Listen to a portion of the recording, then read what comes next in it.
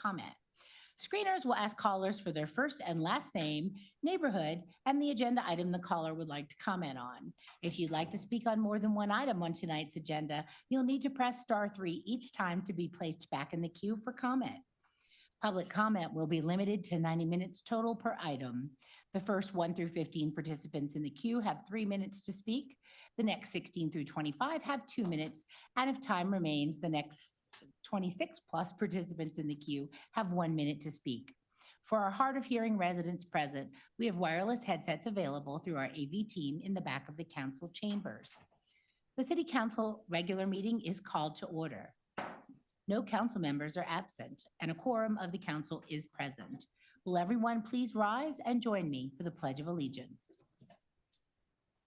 I pledge allegiance to the flag of the United States of America and to the republic for which it stands, one nation, under God, indivisible, with liberty and justice for all.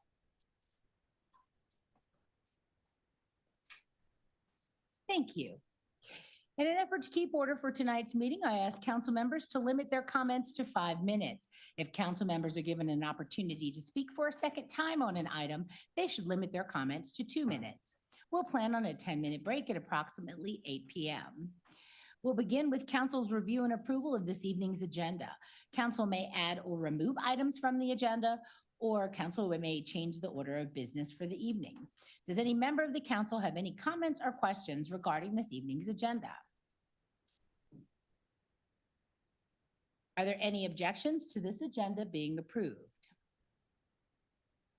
Seeing none, this agenda is approved. The only item under petitions and communications this evening is a presentation from the Broomfield Police Department. Chief Hempelman, will you please come to the podium and share your presentation?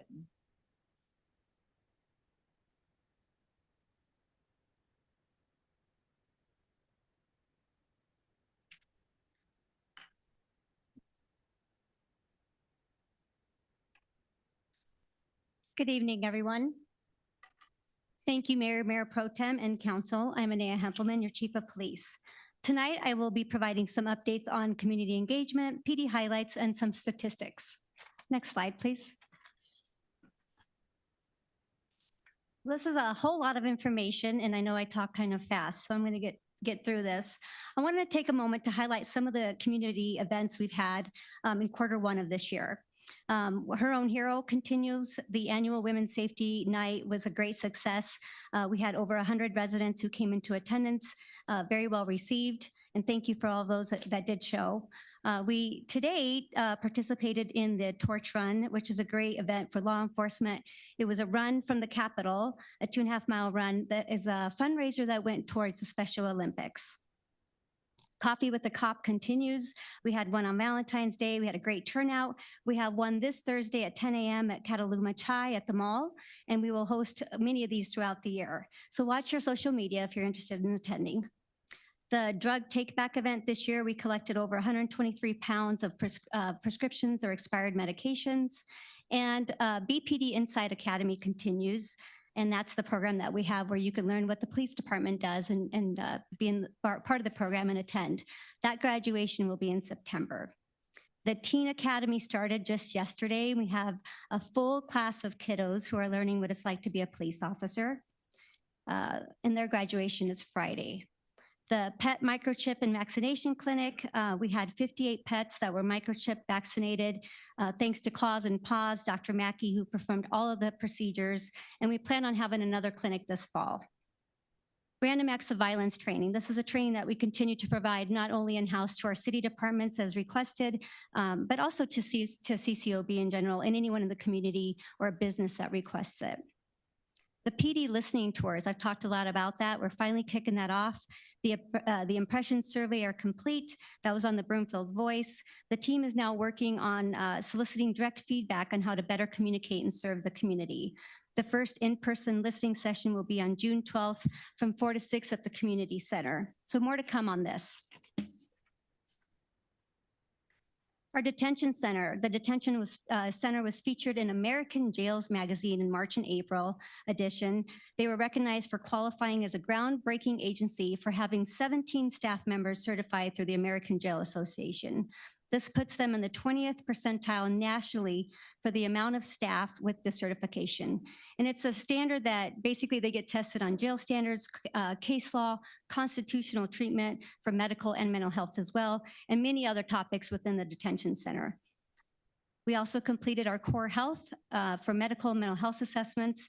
And just for some data information, Q1, we booked over 1,000 inmates. The daily average population within our jail right now is 66. A few things on proactive policing, and I'll get more into this on future slides, but with summer break, we'll continue the enforcement in the parks like we have in prior years for those popular areas that kiddos like to hang out. We like to do more education and talk to them, just provide some great community support. For the first time in many years, we've applied for a DUI enforcement grant, specifically for enforcement on holidays and weekends. And so that's beginning this summer as well, as we did get approved for that grant. We continue to focus on the street racing, especially with the summer and the heat that brings the street racers out more so. Just last month, we did a regional street racing event focused on trucks specifically. Officers that worked the event resulted in 50 traffic stops, 48 citations for speeding, and there's 2 additional events coming in the month of June. Like I said, I'll be talking more about the proactive policing on the next slides. Okay, so a little bit on stats. So this is comparing property crimes for 2022, 23, and Q1 of 24. Just a quick look. I'll get more specific in the next slides. But as you can see, there's a decrease in total property crime from 22 to 23. And so far in 24, it's trending to be less than the previous years. And I'll get more into that here. Next slide, please. Okay, so this slide shows Q1 property crimes for 22, 23, and 24. The graph on the left is Q1. Most notably, it shows total property crime, which is down 34% from last year. Motor vehicle theft is down 45% from last year. And I'll be talking more about motor vehicle thefts in the next slides as well. But as you can see here, larceny continues to be the highest property crime. And the big thing about larceny is it does impact the total property crimes, but that includes our shoplifts. So I just want to point that out. The chart on the right shows the same exact information in a different format. It's the per 1,000 residents. The total property crime is just under 5 incidents per 1,000 residents. We don't say 5 victims per 1,000 because it is property usually that's stolen and not by a person when it's under a theft. We do look at robbery, and robbery is less than 1 person per 1,000 residents that's a victim, and similar to burglary and motor vehicle theft. So those two are exactly the same, just look a little different. Next slide, please.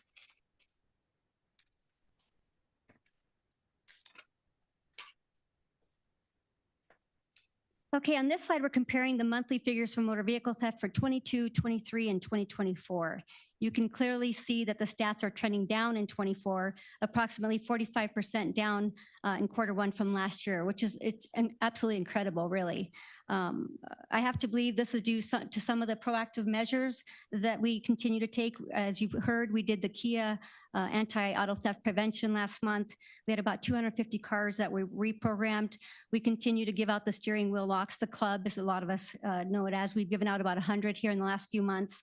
And really the community events, the additional educational community events, HOA meetings, crime prevention meetings with our PIO, myself, and other police officers who conduct these meetings, I think are really helping to share information with our community. And lastly, our special enforcement team.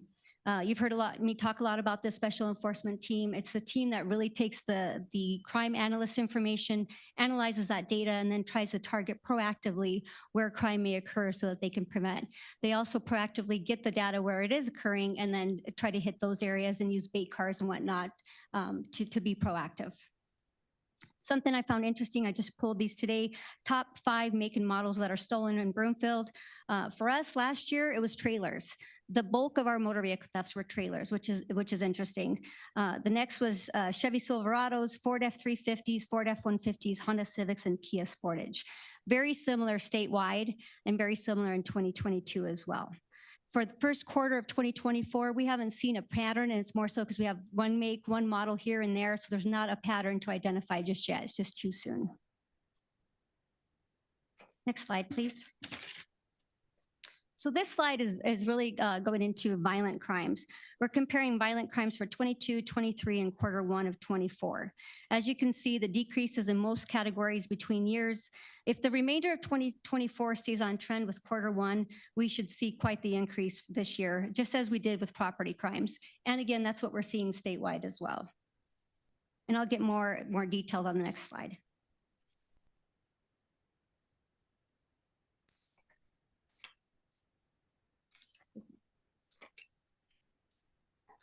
So this slide shows quarter one violent crimes for years 22, 23, and year to date. The graph on the left shows the decrease in most categories in 24 compared to the other 2 years. Quarter one total violent crime is down 39% from last year. The chart on the right again shows the exact same information, but in a different format. It's the per 1,000 residents.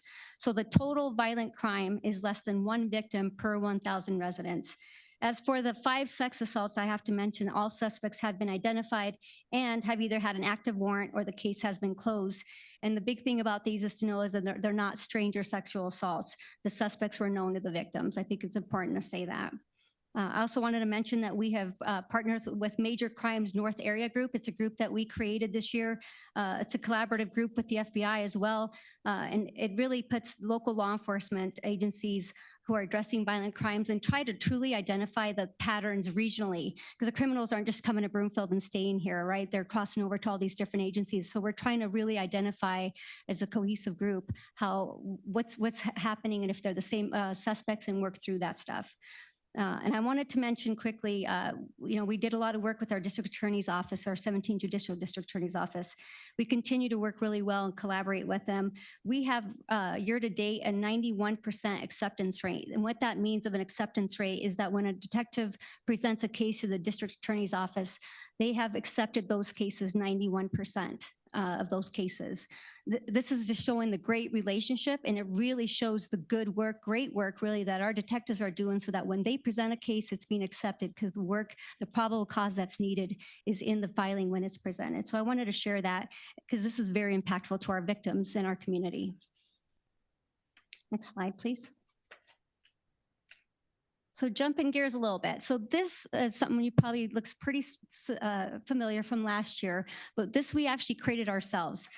This chart was created to show the 2023 crime stats amongst other municipalities.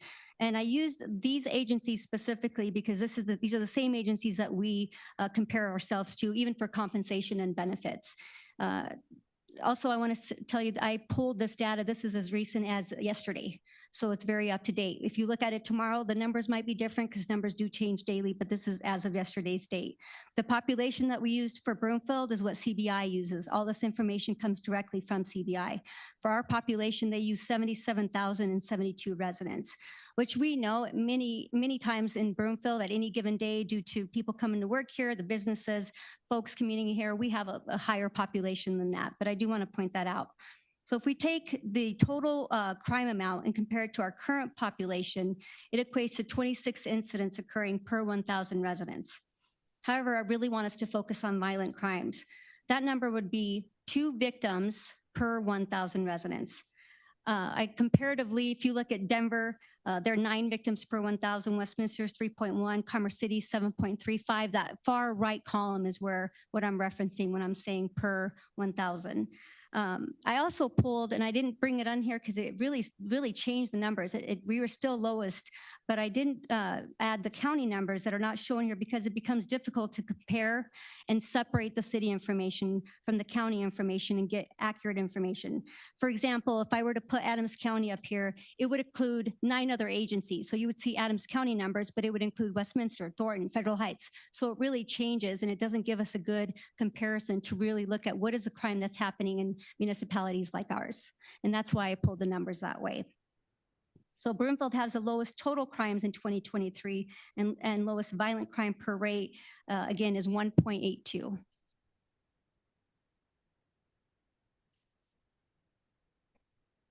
So we're going to switch gears a little bit. Next slide, please. Just a few weeks ago, we met with the coroner who came and did a presentation for us to give us the data on total deaths that are occurring in Broomfield. Again, different from public health because they'll give data of residents in Broomfield. These are incidents occurring in Broomfield. For 2023, there was a total of 316 natural deaths in Broomfield, 34 total accidental deaths. So that accidental is a fall, an overdose, motor vehicle collision, drowning, that kind of stuff. We had a total of 10 suicides in 2023. And of these, 7 were Broomfield residents and committed suicide at their place of residence. And sadly, all had documented history of mental health illness. 7 were male, 3 were female. In these 10, we had a total of 7 gunshot wounds and 3 overdoses.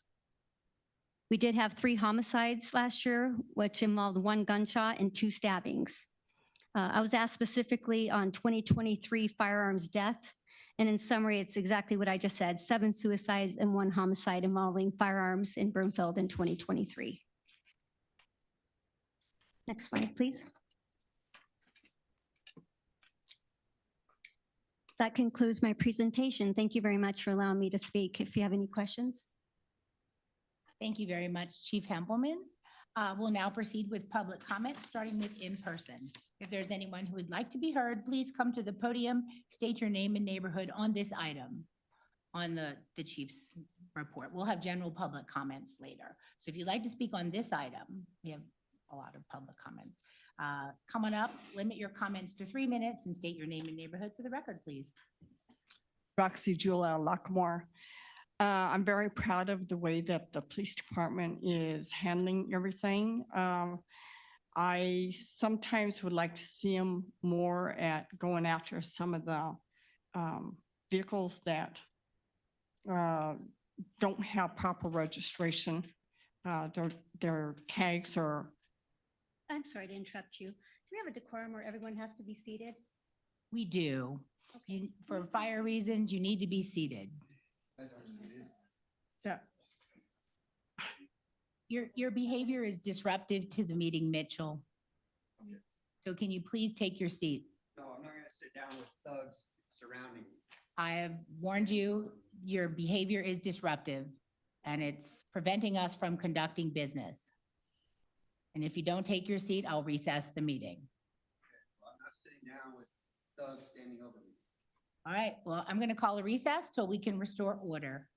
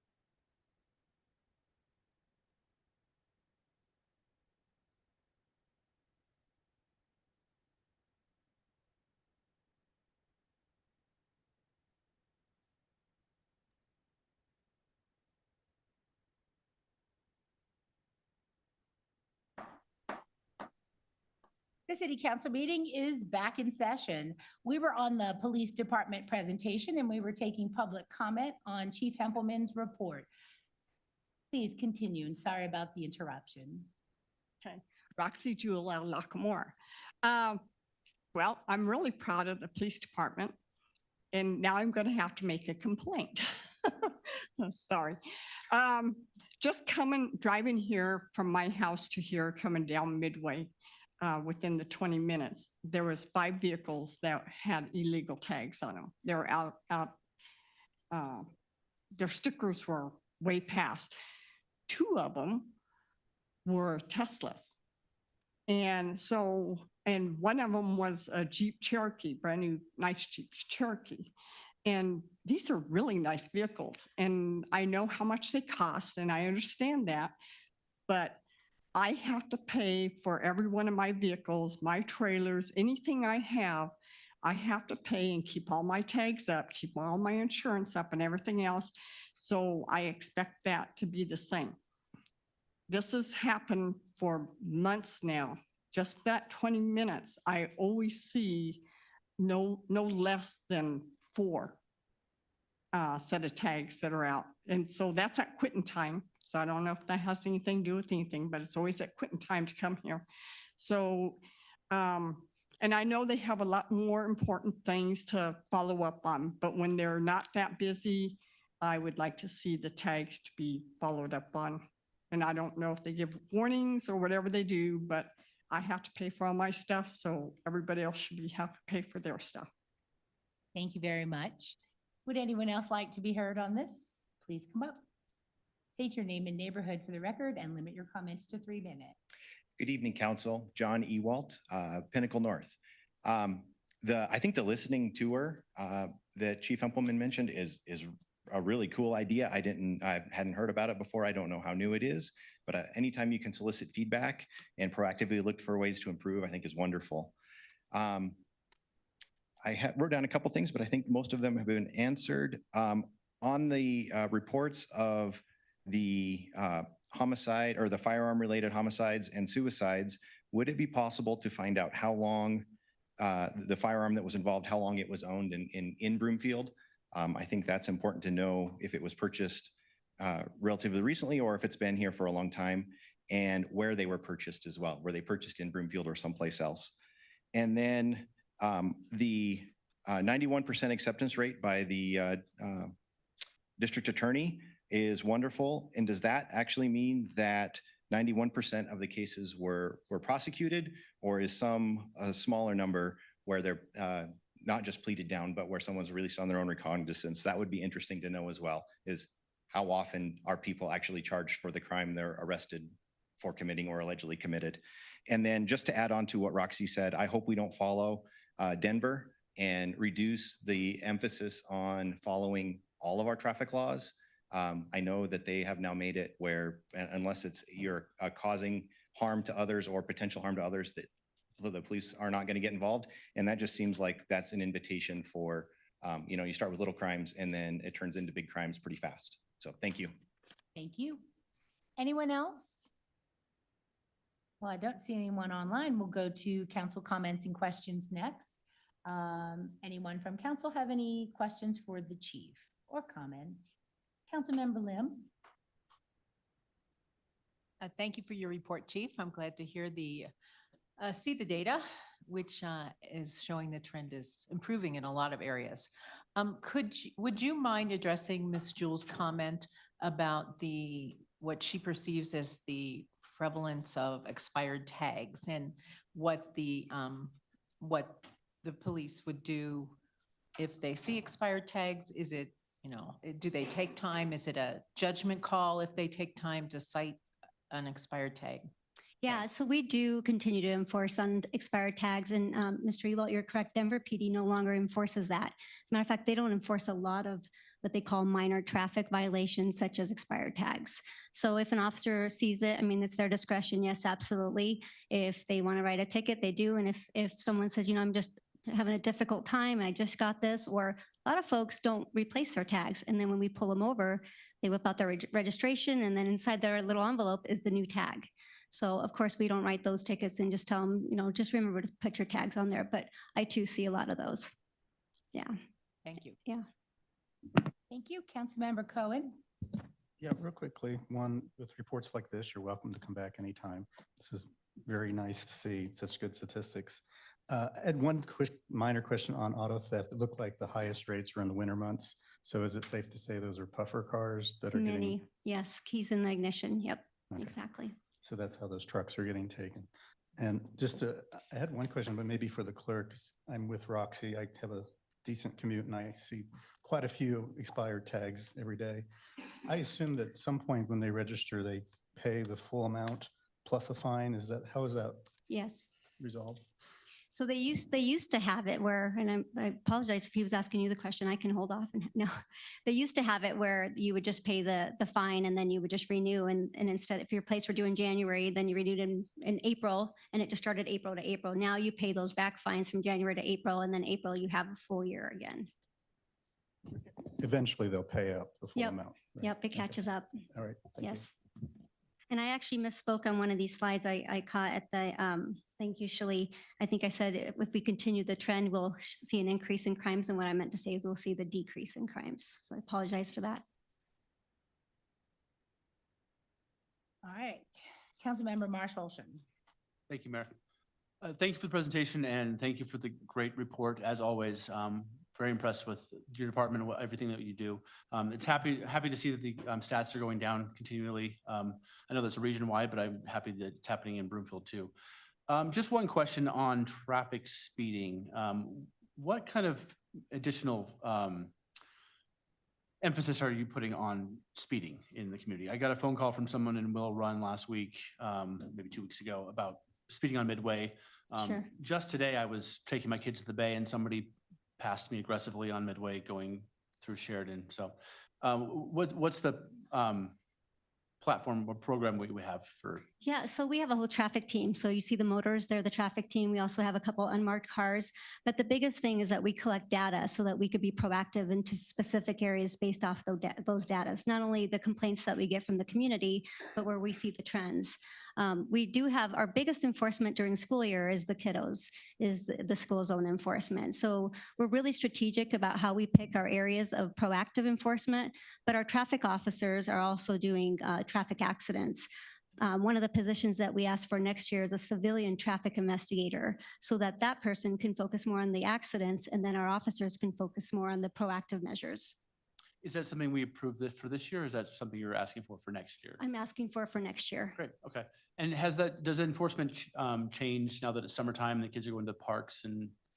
Yeah, it does. And it's more so on the speeding. I mean, we have a whole plan with our traffic team. If you're always welcome to come into the police department and get a tour.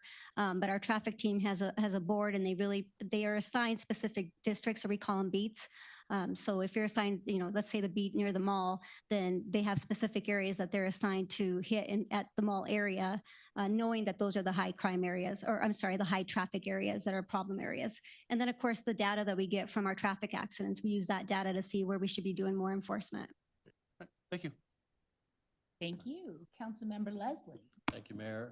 Chief, great report. Thank you very much. Thank you. A couple of things. One, Mr. Ewald's questions I think are relevant, not for tonight, obviously, but perhaps next time you report back to us, if you might try to include where you may have the data. Absolutely. On the gun stuff, we'll have to research that. I know that we do run our weapons when there's a crime or even a suicide through E-Trace and NIBIN and those kind of companies. The question I think you had about the statistics on the district attorney's office, definitely, I can tell you that when we present those, when they accept the cases, that means that they're going to move forward. We don't always follow up on if someone takes a plea, in the midst of it, or detectives don't do that follow-up. They usually know more so when they have to show up to court and then do the testimony. That's going to be harder for us to keep track of. Just last year is the first year that we really started keeping track of those numbers. And that's why that number is wonderful, because last year or in 2022, it was lower. And we had great conversations with our district attorneys, our deputy DA specifically, who is assigned out of Broomfield. She's wonderful, and say that this is what we're trying to accomplish, and we need the enforcement piece. When we make an arrest and there's probable cause, we need the support on that end as well. And so that's why that number I think is so high.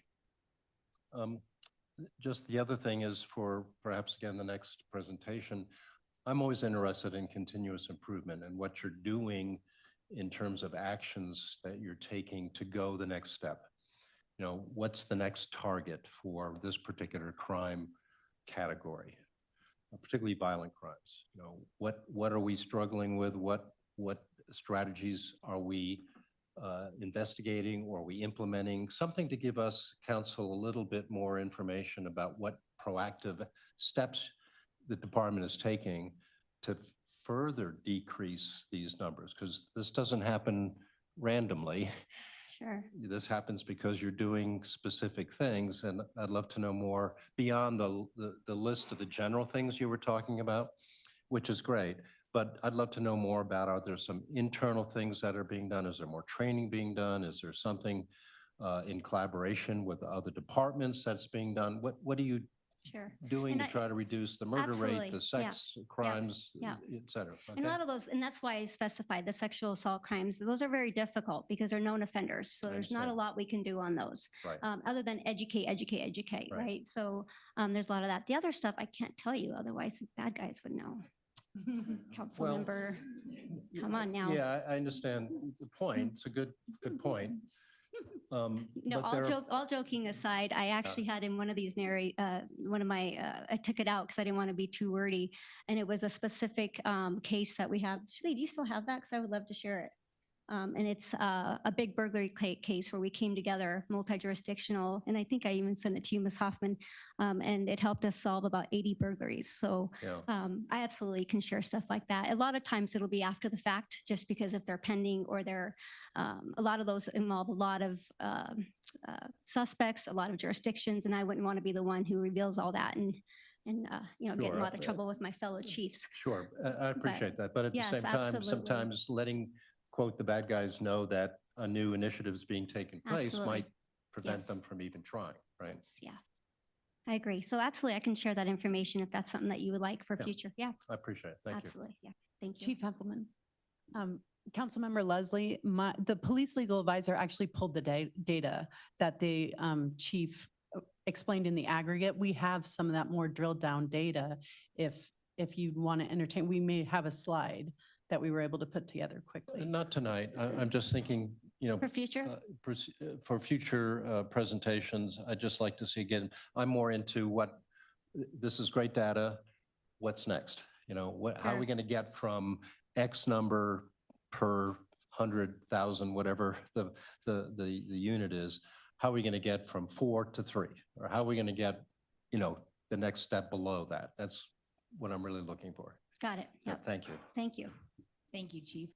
So Ms. Rogers, I would like to see that data that the resident asked for, if we can put the slide up. Curtis and James, can you put that up? Thanks. The Okay. data that the chief explained in the aggregate, on the points that Mr. Ewalt mentioned, the purchases, 2 of the purchases were in Broomfield, 1 in 2020, 1 in 2021. 3 were out of state, ranging from 95 to 2017. 3 were in 1 each, North Glen, Loveland, and Thornton. 5 of the gun owners, we don't know the relationship to the deceased. 1 owner was a friend of the deceased, and 2 of the deceased used a firearm that they had purchased themselves. So that data, that's the data, and this is how we have presented it the last couple of years since council passed their firearm ordinances. Thank you very much, Ms. Thanks, Rogers. Chief. Next, Councilmember Nguyen. Thank you, Mayor. Thank you, Chief, for the presentation. This is very important news for us to make sure that Broomfield, as a Broomfielders feel safe. And I don't have too many questions, but I do want to share that Broomfield recently was ranked as 6th place, best place to live in America's list for livability in 2024. And I think that is on behalf or because of our law enforcement making sure that we are feeling safe, and the data that you've given us just proves that. With crime statistics going down, with armed robberies, I think that just shows that y'all are doing a great job. And I guess my only real question I have is that what ways does Broomfield's PD need to remain sustainable, keep those numbers down? And how can, I guess, we continue in decreasing those rates? Well, I think it's always going to be work. We can't really ever slow down. And it's having everyone come together. It's the community being the eyes and ears. It's our officers doing what's right. It's being visible. It's the directed patrols. It's not just responding to calls. When you look at, and I don't want to mention other cities, but when you look at other cities, they're just going call to call to call. We really put a lot of focus on the directed enforcement, directed patrol, and specialized enforcement. Last year was the first year that we brought back a crime analyst. And the critical component of that I spoke about briefly is truly using that data to Councilmember Leslie's point, to truly use that data so that we can target specific areas. When we talk about the regional efforts that we work with other agencies, it's all those things. So it's not one thing, and it's always going to be work. A year from now, I could be sitting here and saying, well, we went up in this area. So then we have to redirect and change what we're doing to say, now the focus is here. Last year we had some, the fatals that we had, if you recall, involved some, the suspects being DUI.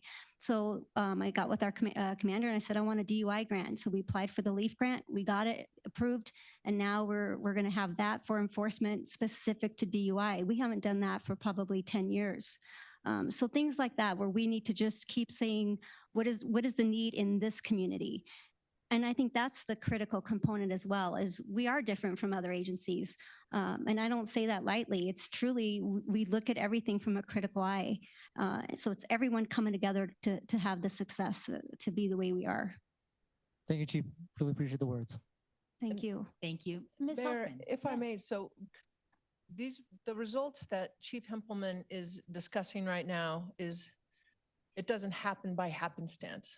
This really started during COVID.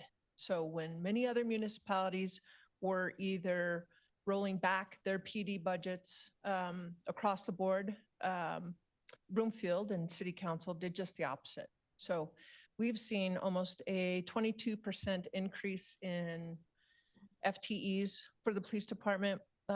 Chief, how many hours are required? 24, I believe, annually, and Broomfield does over 100 per officer per Oh. year, correct? Yes, we do hundreds of training. It doesn't ever stop. Everything from de-escalation to critical incidents dealing with mental health. It doesn't ever stop. And I think there's another significant part is what Chief Hempelman brings as a culture. So oftentimes when you see the data, it's reflected not only in policies, procedures, actions, items, but it's more about that outreach and culture. And the listening sessions, to Mr. Ewald's comment, is just a part of that. Thanks, Thank you. Chief. Thank you. All right. Any other council member questions or comments? Well, I just want to say a heartfelt thank you. I love the updates that really demonstrate that we are one of the safest places to live, and we couldn't do that without your leadership and all of you guys. So thank you so much. Thank you, Mayor. All right. Next is council member reports. Does any member of council have any reports or updates this evening? Councilmember Lim. Yes, thank you. I just wanted to remind everyone of the opportunity to take part in the solar co-op program sponsored by the Sustainability Department. Registration for Broomfield Solar Switch closes on tomorrow. And anyone who's interested can find further information at broomfield.org, Broomfield Solar Switch. One other item is about a meeting that occurred last Thursday. Broomfield Sustainability and ACES hosted the second meeting of the Front Range Sustainability Board. And this new board includes resident-led advisory boards across the Front Range. And there's a large geographical dispersion from Englewood to Evergreen to Boulder and in between. The group consensus was that bolder action was needed both locally and at the statewide level to reach sustainability goals. The group will be engaging in further goal refinement to decide what tactics to follow to achieve this. The group plans to meet quarterly, with the next meeting in August in Boulder on the topic of extreme heat. Thank you. Thank you very much. Any other council member reports? I just got to give a plug for Brouhaha. It's Saturday in Arista Park, starting at noon. There'll be lots of food, vendors, of course, beer, and lots of fun for everybody. So hope we see you out there. Arista Park, Saturday, starting at noon. All right, now is general public comments. If this is an opportunity to be heard on items other than those listed on the agenda. So if you'd like to be heard, please come up to the podium one at a time and state your name and neighborhood for the record and limit your comments to 3 minutes. Hello, my name is Robert Macaluso. I live in Anthem Heights. I'm an employee of Intrepid Fiber, who is also headquartered here in Broomfield. Intrepid Fiber builds fiber optic networks in cities where there's limited choice for residents for our ultra high-speed internet service. We have been trying to get a license agreement with the city of Broomfield since September 18th of last year. We held our first in-person meeting with Broomfield on November 14th, and we shared our proposed build plan for the community. At that meeting, the city stated they did not have a template for the license agreement. So the next day, we provided a license agreement that we had used with Westminster, North Glen, Pueblo, and Louisville. We received no information back, and we followed up with the city attorney on April 2nd of this year. And then we requested an update on April 11th.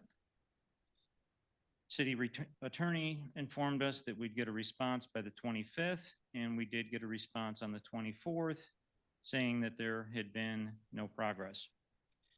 We requested another meeting on April 23rd. No response received. We sent a follow-up request on May 28th. City attorney is telling us that the license agreement is still in progress on 5/30, and that potentially we would hear back in the third quarter of 2024. I am asking this council, mayor, to please move our agreement forward so that the residents of Broomfield have another choice for internet service other than just CenturyLink and Comcast. Thank you. Thank you very much. Would anyone else like to speak? Come on up. Hi, my name is Tim Bruni. I am the CFO at Intrepid Fiber Networks. I just want to echo Rob's comments around our concerns and challenges that we've seen. I am a resident of Broomfield. I live in Broadlands. We have subpar internet service in a lot of Broomfield, and I have a lot of friends and neighbors that feel the same way. And again, we've been trying. We're looking to invest $35 to $40 million in this community, and we need your support. Thanks. Thank you very much.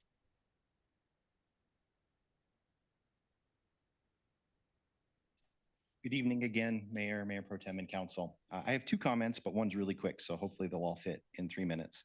I'm not endorsing Intrepid Fiber because I don't know anything about them, but I can say that internet options in Broomfield are horrible. If we want to be a high-tech city, we really need to be investing in internet that can let everyone do their jobs and work, since working from home seems to be the trend lately. So second topic. And I don't know if I said it, but I live in Pinnacle North. Last week, I saw a Broomfield government Facebook post that began with the statement, "Broomfield strives to become a place where every person is valued, respected, and safe to be their authentic selves."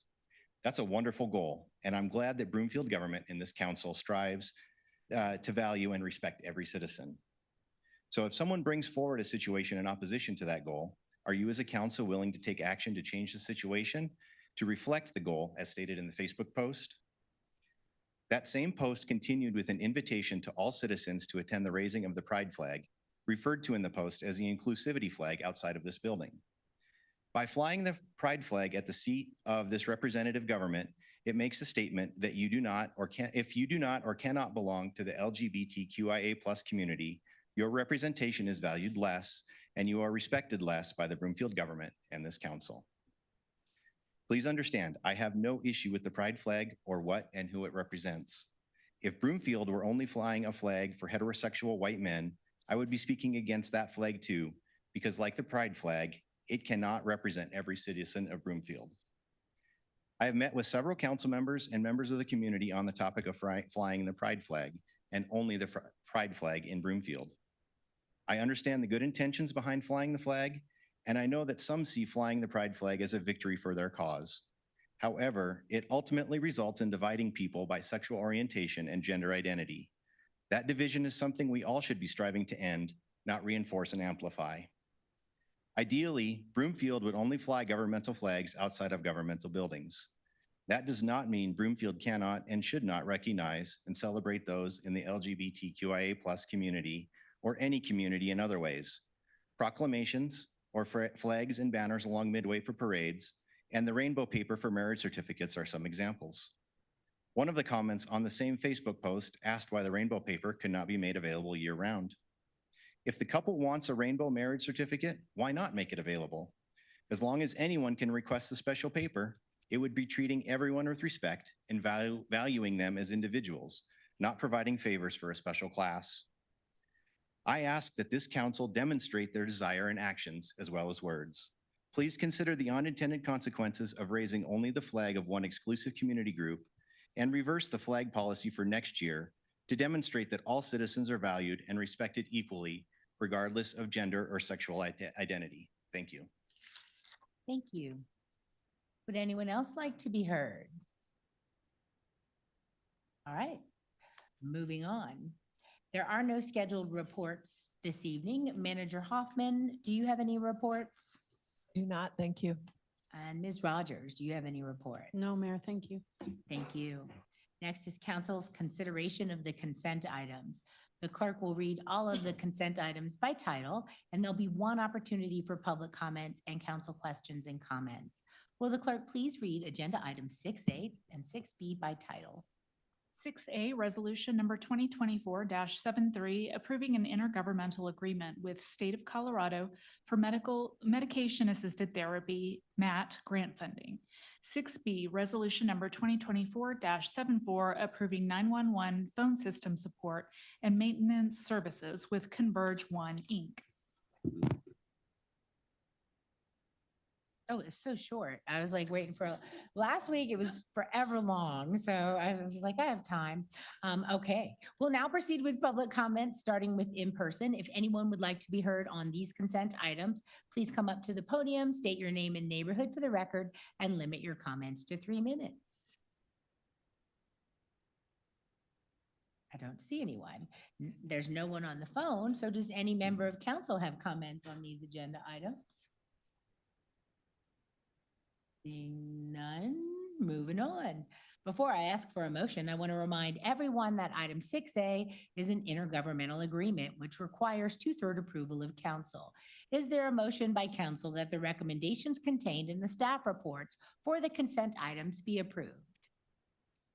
Got all three of y'all are at once. I'll start at the end. Councilmember Nguyen. So moved. And second, Councilmember Marsh-Holton. We need a button. All right. Any discussion? Nope. Okay. Council, please cast your vote electronically. All council members have cast their vote and the results will be displayed on the screen. That passes unanimously. So thank you all. And you guys are done. The first item under action items this evening is a public hearing and council's consideration on second and final reading of proposed ordinance number 2230 regarding rezoning the Bay and the Broomfield Community Center from PUD to Parks, Recreation, and Open Lands. I'll now declare the public hearing open. Council has a copy of the agenda memorandum, which I'll ask our staff to summarize. Thank you, Mayor. Brandon Rowe, our principal planner, is going to introduce us to this item and walk us through. Mr. Rowe. Thank you, Manager Hoffman. Good evening, Mayor Pro Tem and City Council. Brandon Rowe, Principal Planner. Could I get the next slide, please? The City and County of Broomfield has submitted an application for a rezoning of a portion of Broomfield City Center, filing number 2, Lot 1. That lot is currently developed and includes the George DeCero City and County Building, the Broomfield Community Center, and the Bay Aquatics Park. Broomfield is proposing to rezone just the eastern 13.3 acres of the property. This includes the Bay and the BCC, or Broomfield Community Center buildings. The rezoning does not include the building that we're in tonight. This is just a portion of the site, so the rezoning would only apply to that portion. Next slide, please. The comprehensive plan designates the subject property as public or quasi-public.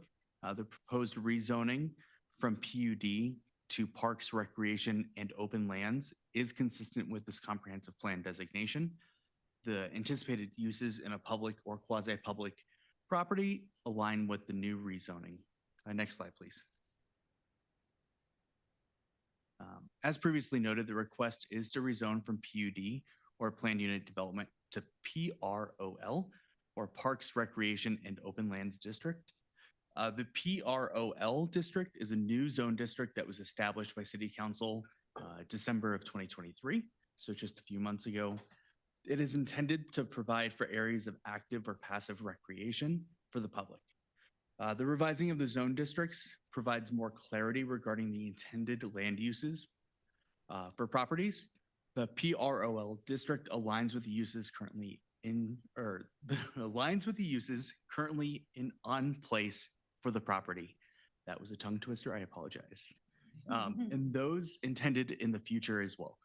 The rezoning of the property will not cause any non-conforming uses with the community center or the Bay Aquatic Park and will not impact any of the programs or services provided by those facilities by the Parks, Recreation, and Senior Services Department. Next slide, please. So a concept review is not required for rezoning applications, so the application was exempt from that process. The project did go to the Land Use Review Commission on April 8th of this year. The Land Use Review Commission unanimously recommended approval of the rezoning with no conditions. A neighborhood meeting was held on March 13th of 2024. It was held in person at the BCC. 2 individuals attended the meeting and just asked some general questions about the intended development of the property. Staff explained that there were no changes proposed, and the residents headed home before the snowstorm hit. Public notice requirements were met, and this concludes staff's presentation. We have no key issues this evening. Thank you. Thank you very much, Mr. Rowe and Ms. Burton-Zetti. We'll now proceed with public comments, starting with in person. If anyone would like to be heard on this item, please come up to the podium, state your name and neighborhood for the record, and limit your comments to 3 minutes. Not seeing any takers, we'll move on to council questions. Does any member of council, Councilmember Leslie? Thank you, Mayor. I'm just curious, are there any other areas that you want to designate with the same, since this is a new? Councilmember, that's a great question. So going back to December when council approved the PROL district, as well as the 2 other open space districts, the intent is to slowly rezone all of the Broomfield owned properties to the appropriate district to provide that transparency to residents. So we should be anticipating future presentations. Okay, Yes. Thank you very much. Thank you. Any other questions from council? Pretty self-explanatory. So next is council's consideration. Well, there being no further questions, the public hearing is closed. Next is council's consideration proposed ordinance number 2230 on second and final reading. Will the clerk please read the proposed ordinance by title? Ordinance number 2230, approving the eastern portion of Broomfield City Center, filing number 2, Lot 1, rezoning from Planned Unit Development, PUD, to Parks, Recreation, and Open Lands, PROL District. Thank you. Is there a motion? Councilmember Leslie? I move the motion. Thank you. And is there a second? Councilmember Henkel? Second. Thank you. Is there any discussion? Seeing none, we'll move forward to the vote on ordinance number 2230. Council, please cast your vote electronically. All council members have entered their vote and the results will be displayed on the screen. That passes unanimously 10-0. Thank you both very much.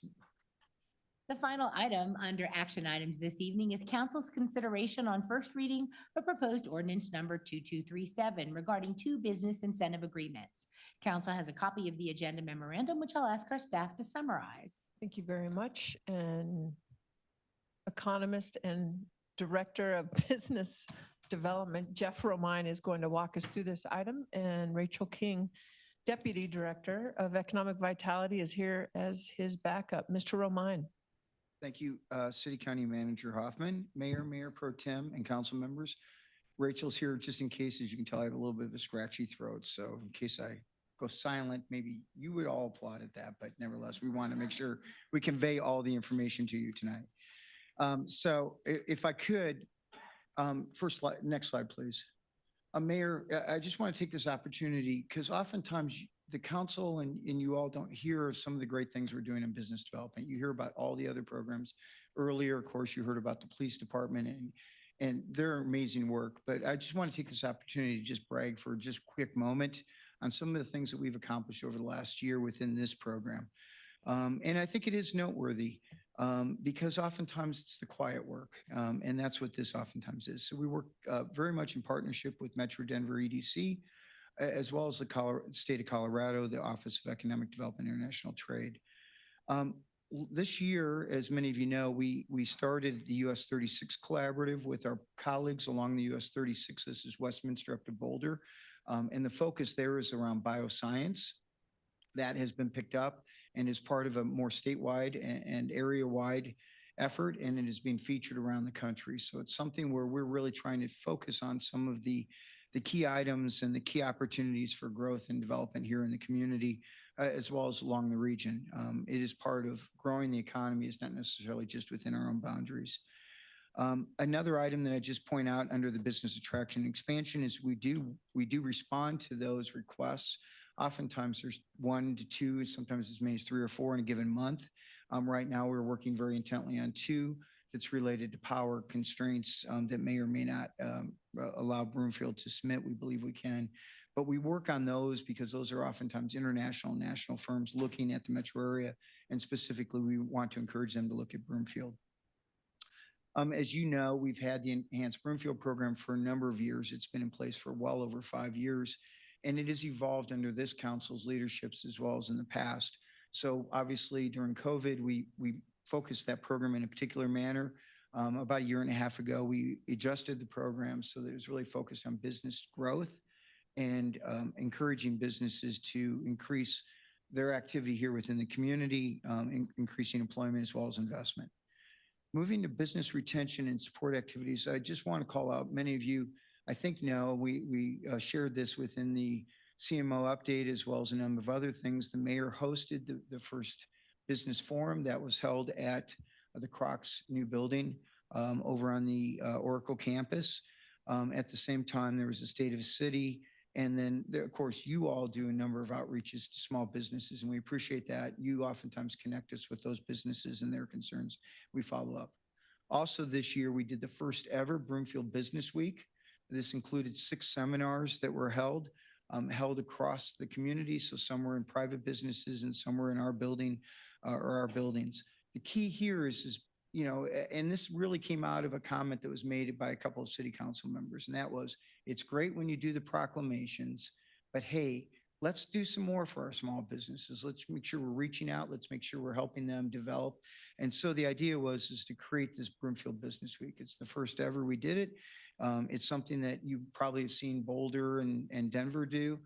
We wanted to make sure we're highlighting our businesses that week, and we'll continue to grow that as we go forward.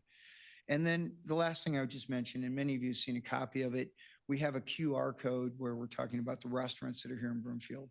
As mentioned, oftentimes in the community survey, every other year when that's done, is the array of offerings around restaurants and other things.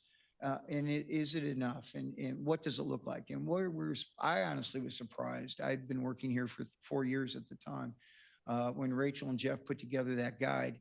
And it turned out we had over 120 unique small businesses here in Broomfield that are restaurants.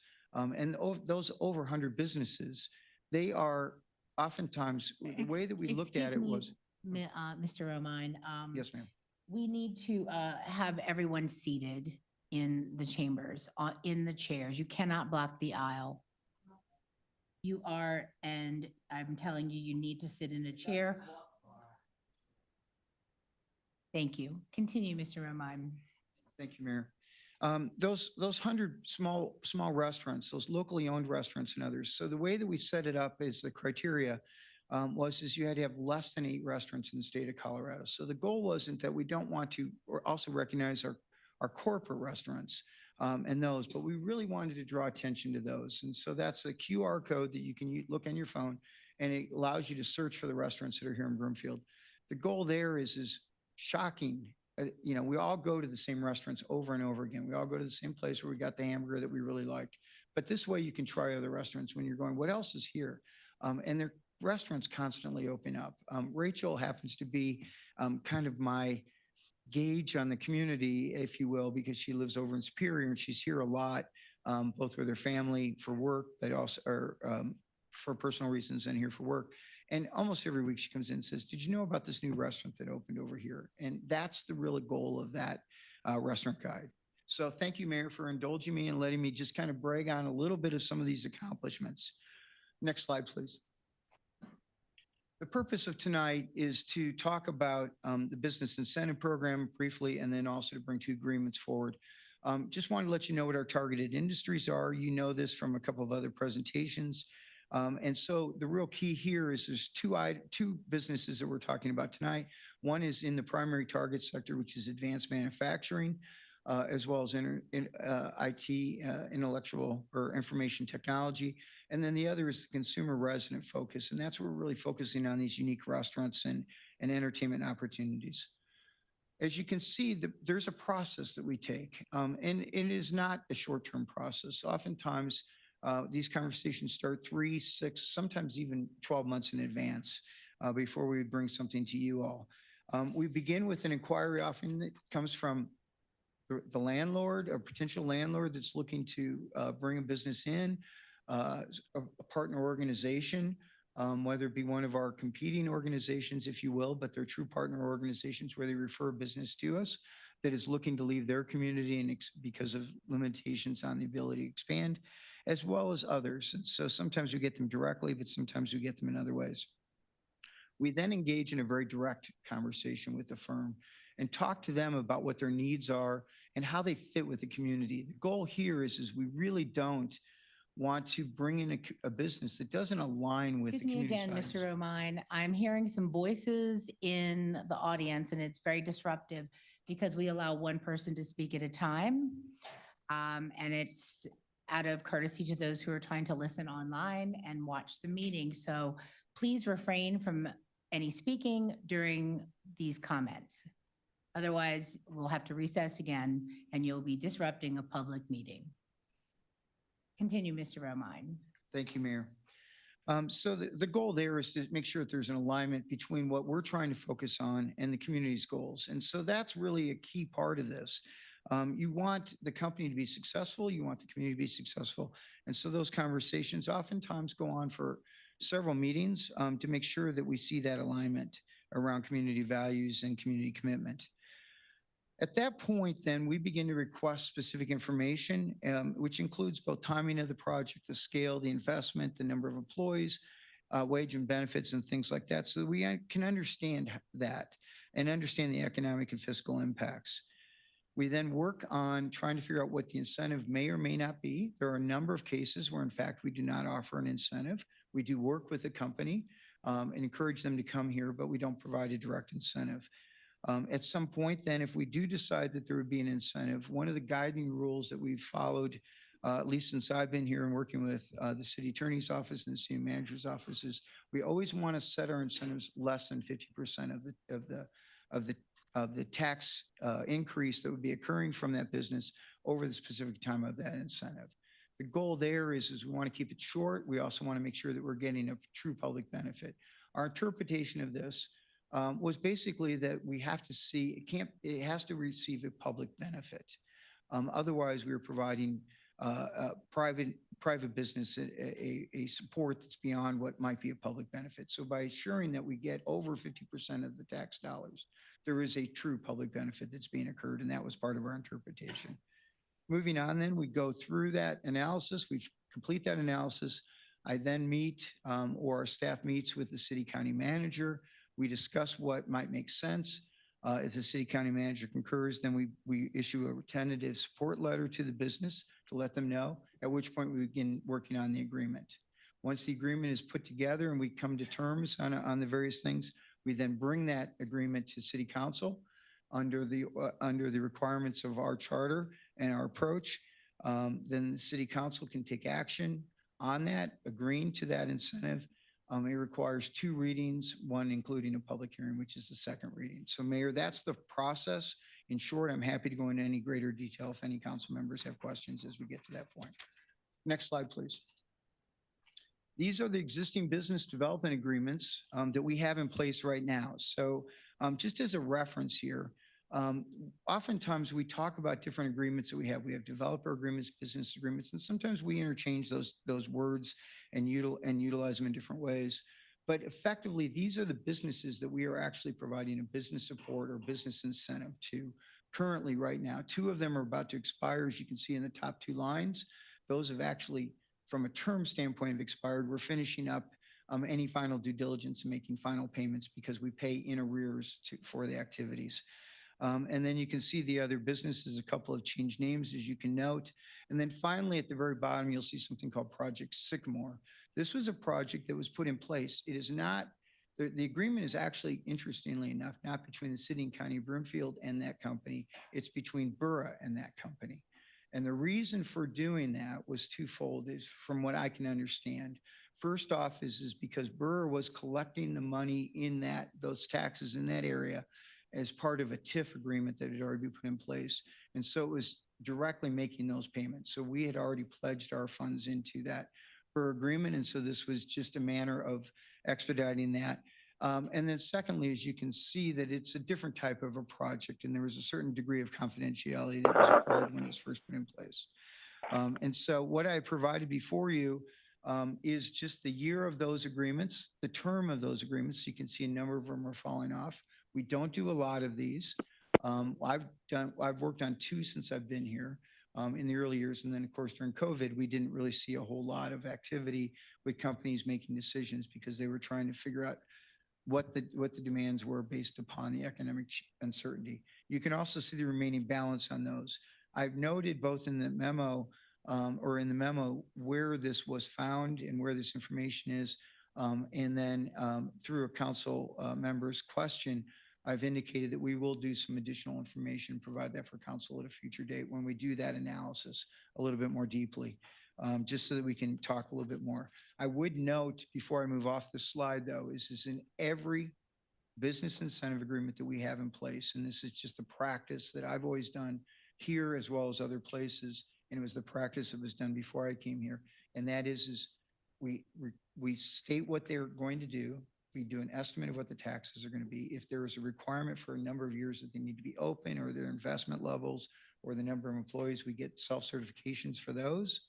And then we pay after the taxes are collected and paid. And so it's a reimbursement.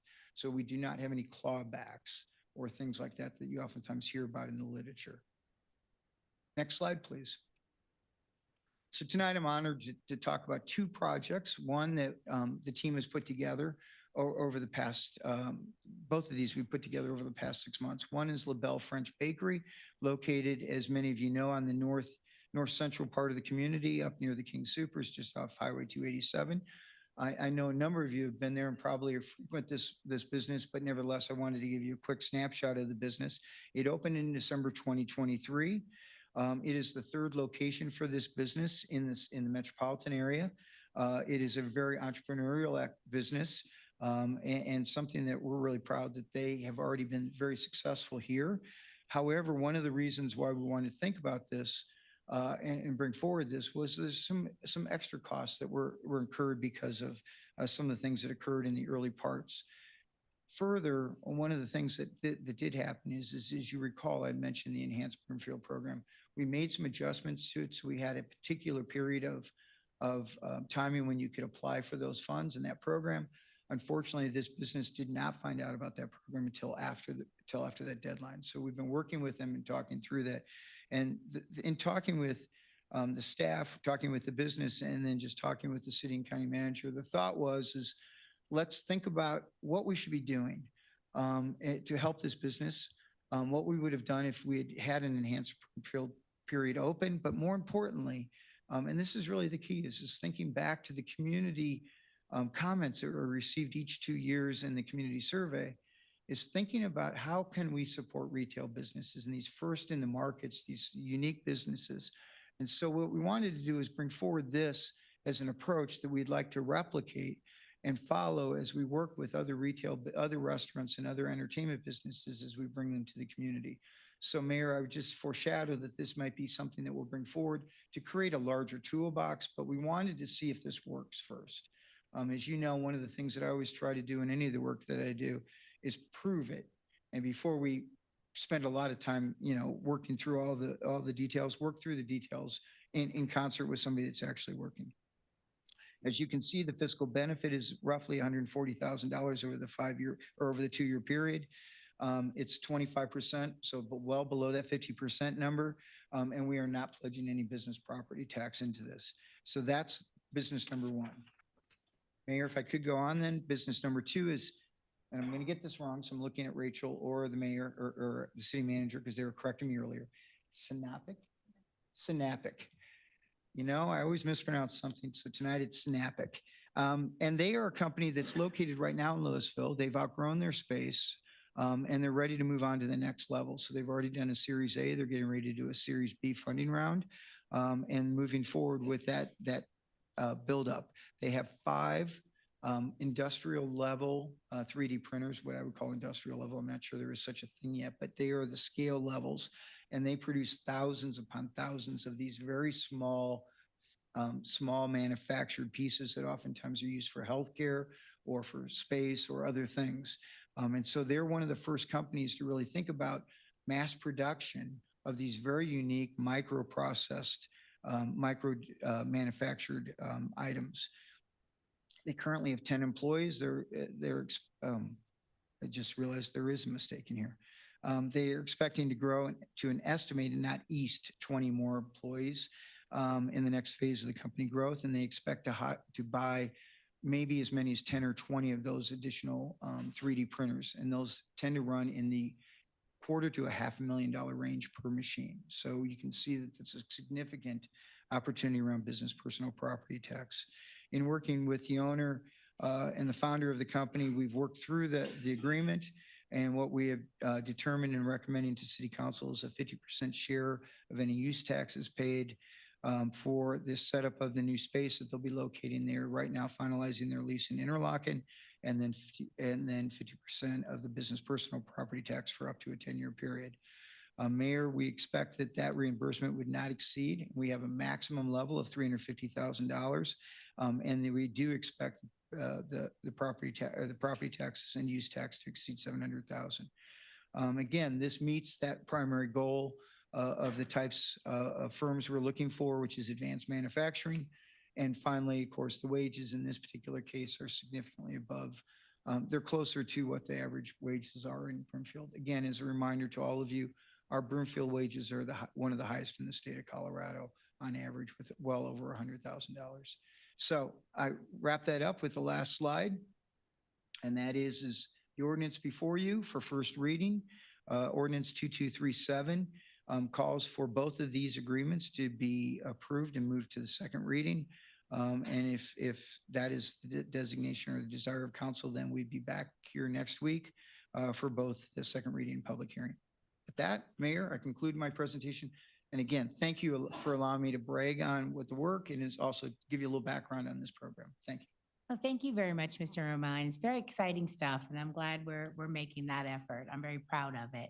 I will now proceed with public comments on this item, starting with in person. If there's anyone who'd like to be heard, please come to the podium, state your name and neighborhood for the record, and limit your comments to 3 minutes.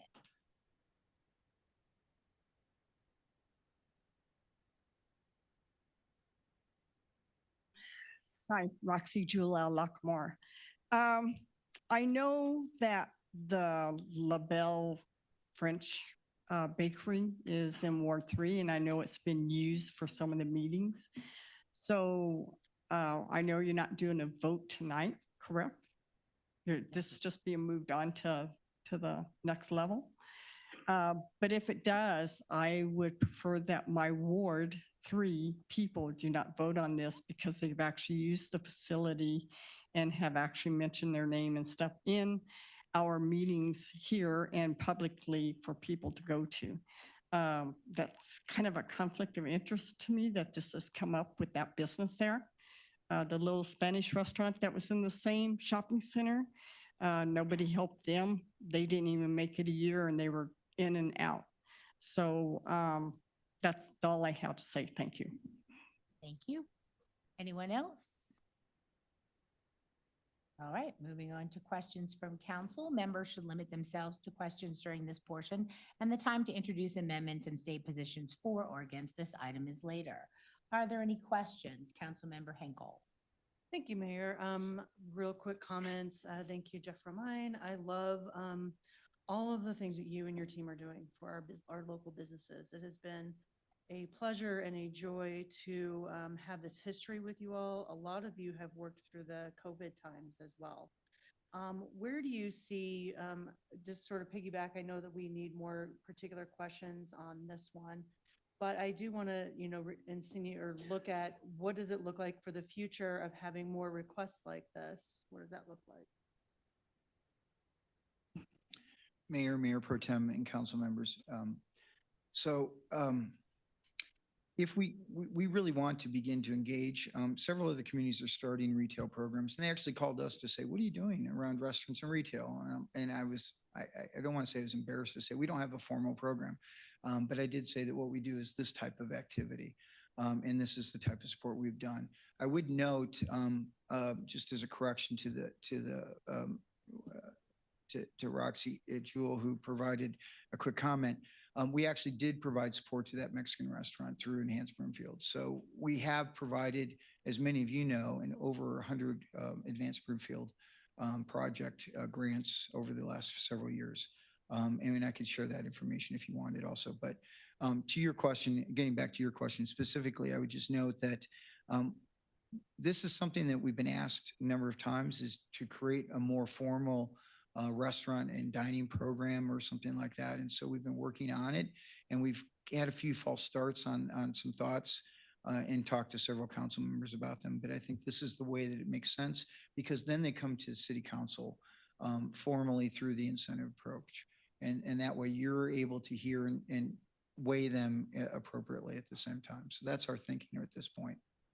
Okay. I just look forward to hearing more about it. This is not always, I don't have a lot of experience with this actually being on the agenda too often.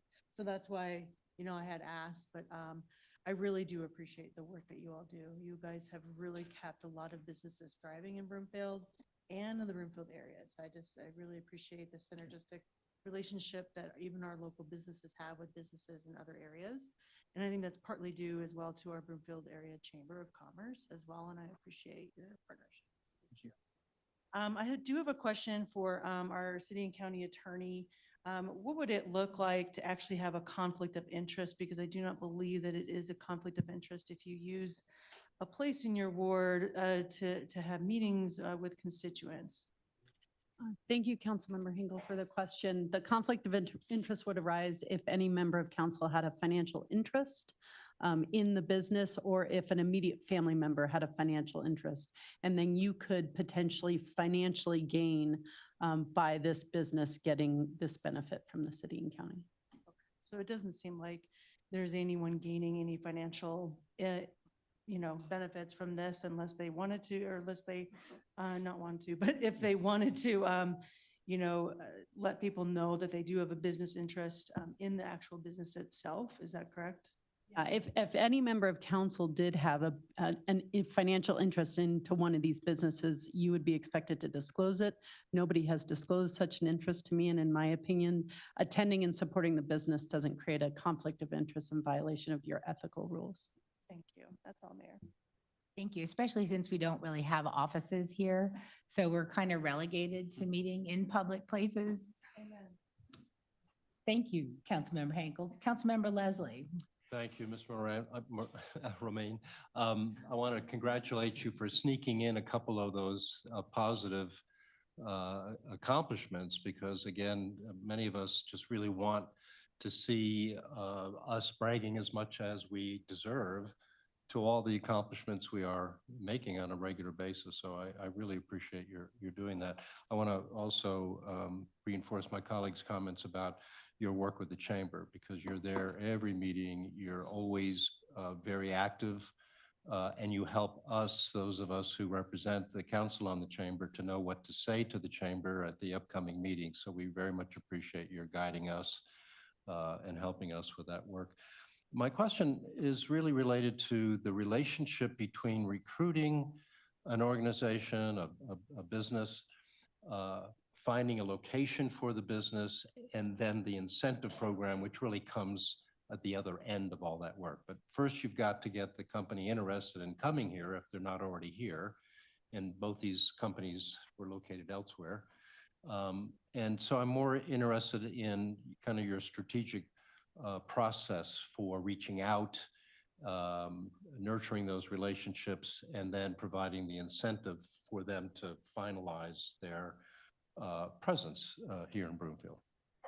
Mayor, Mayor Pro Tem, and council members. Councilmember Leslie, I just want to thank you for that comment, but also point out that it wasn't just me at those chamber meetings and the way that we work with the business. It's Rachel King, it's Jeff Schreier, it's some of the other staff that we've had over the years. It really does take many people. And quite frankly, honestly, it's also city council, because you're the eyes and the ears in the community and a lot of neighborhoods, and we don't know until you let us know. So I appreciate all those emails that we get. There are some emails, I will be honest with you, that I prefer not to get, but in order to get the good ones, you got to take all of them. And so thank you for sharing to every council member when you ever have questions about businesses or you hear something, because the eyes and ears are what really makes a difference.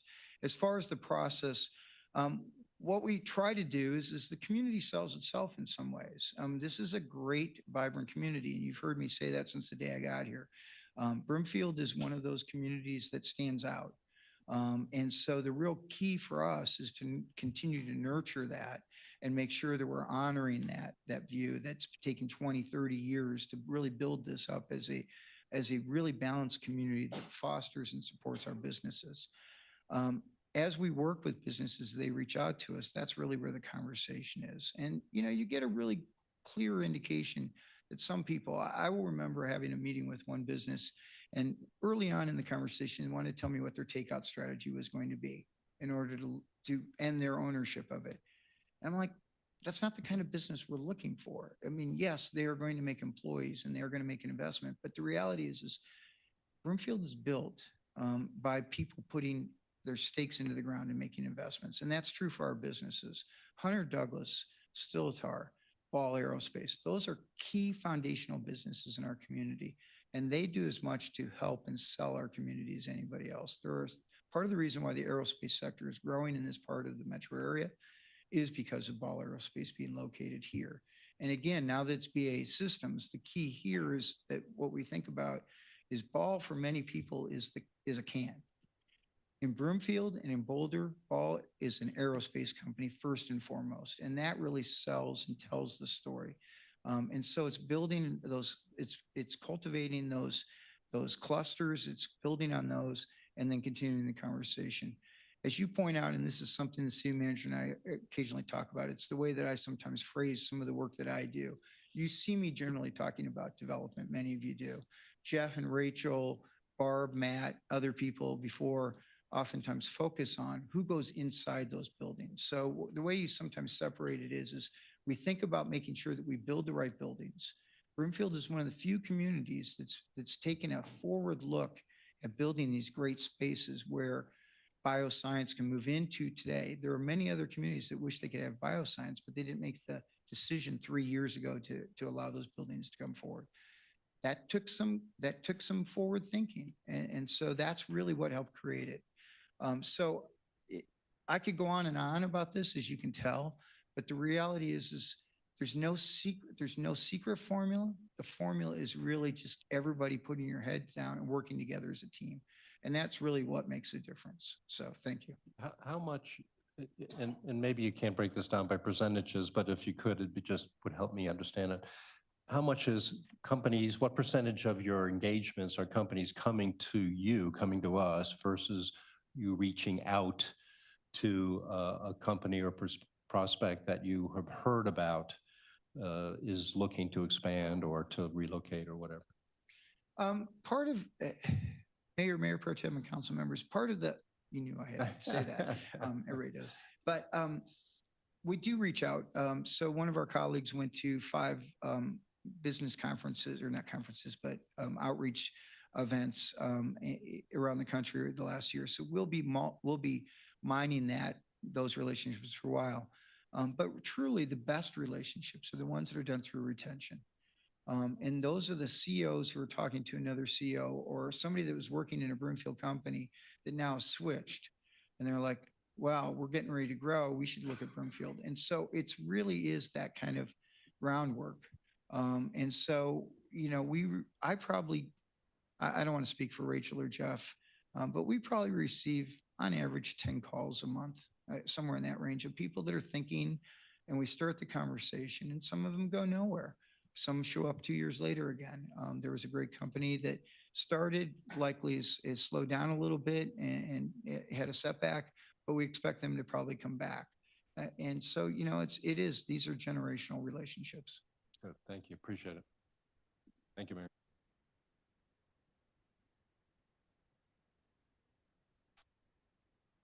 Thank you, Mayor. I just had, I think this is a great program and I'm fully supportive of it. I'm happy that we're bringing it forward and allowing us to support our small businesses. One question I had is you mentioned setting up a broader program. Is this something that in the future won't require it to come to council every time, that we could set it up and then it can be done administratively? Or it seems like this is a lot of work on both staff and to bring to council every time. So Mayor Pro Tem and council members, when we first started talking about it, I actually wrote that into the memo that we were talking about doing this. And Rachel, who always gives me great advice, is unless you have it really formulated, don't talk about it. But, you know, at the same time, when Rachel and Jen and Abby and I were talking earlier about some of these things today, even, you know, you want to talk, you want to learn. And that's part of what we're doing here. Is there a day where we would want to necessarily say, make a line item? So in Denver, when I was working there, I got an annual line item for business incentives that was provided by council. And then we could utilize that to certain degrees. And if contracts were above a certain level, I can't remember if it was I think it was 500,000, we had to bring it to council. We may do something like that in the future, but I think what we'd rather do is be a little bit more transparent until we get something fully figured out.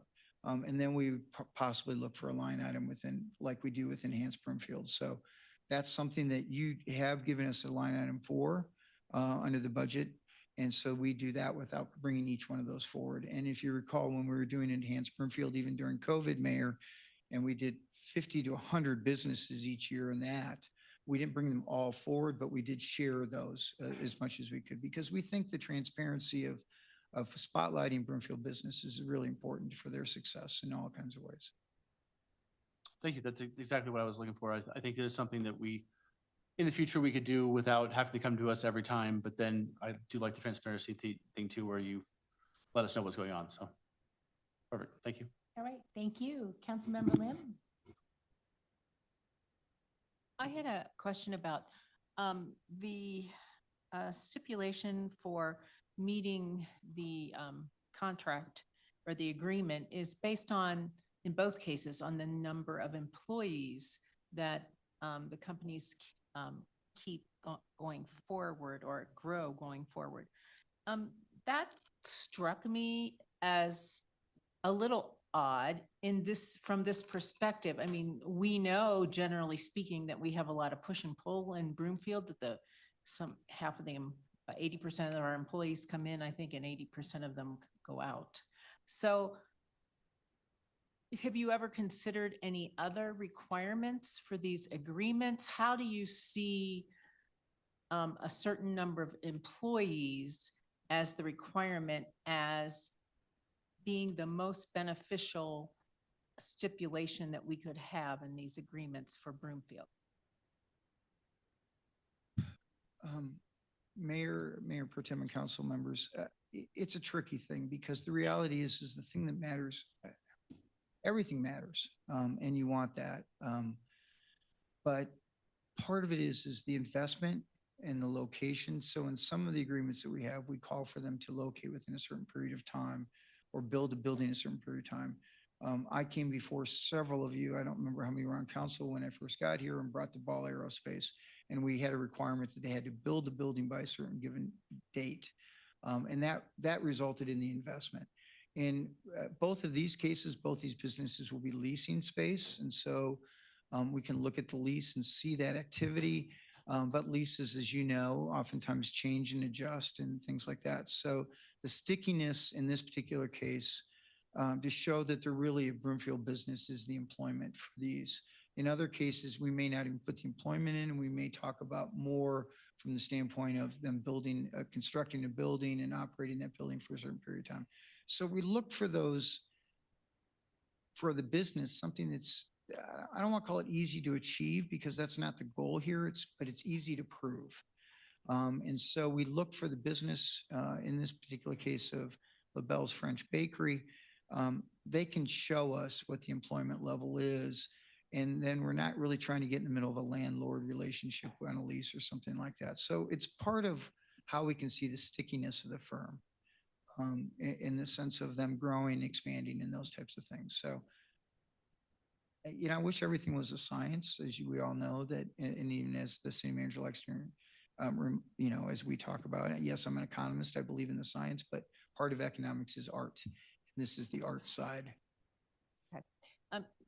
Just, I don't know how we would do this. I mean, we have a very low unemployment rate in Broomfield, but I mean, certainly it would be preferable if they employed Broomfielders. From a couple perspectives, I guess it would be preferable from a workforce perspective for Broomfield, and it would be preferable for sustainability purposes if they lived in Broomfield. So, I don't know if that's all went through my mind as I read that this is the criteria, that we hold these agreements to. So, council members, you and I have been on the workforce board together for a long period of time, and I actually think it's very important. I'm hesitant to say this because I like all of the departments in Broomfield, and all my colleagues, but the three departments I work most closely with is workforce, planning, and finance. And so we make the introduction as soon as we can to the workforce people so that they can work with the business. We don't require them to utilize the workforce program, but we also recognize that with the tightness of the labor supply and opportunities, they are likely going to use it. And our workforce program stands, as you know, and you've spoken about it many times, is really hands and above many other workforce programs in the state. So I'm not at all fearful of them working closely with them. And that staff, they're not shy. So I don't need to put a requirement in a contract to say, work with a good group. So I hope that answers your question. Yes. Okay. Thank you. Thank you. Any other questions from council? Seeing none, next is council's consideration of proposed ordinance number 2237 on first reading. Will the clerk please read the proposed ordinance by title? Ordinance number 2237, approving 2 business incentive agreements to encourage business expansion and job growth in Broomfield. Thank you. Is there a motion? Councilmember Leslie. I move the motion.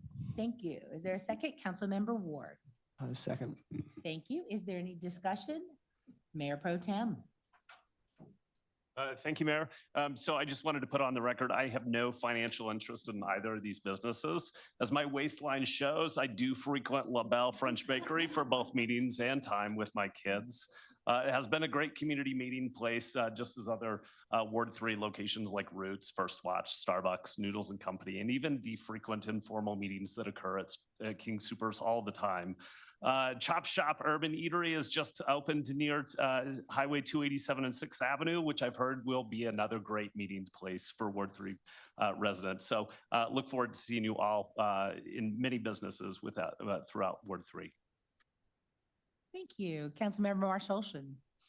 Thank you, Mayor. I have never gone into the bakery, which I need to one of these days. I spend my time at Ziggy's on 120th and Northside Tavern for my meeting. So Right on. Great Ward 1 businesses. I know, Thanks. wonderful. I go to all of them because I'm all wards. Any other council member discussion? All right, seeing no further discussion, we'll move forward with the vote on ordinance number 2237. Council, please cast your vote electronically.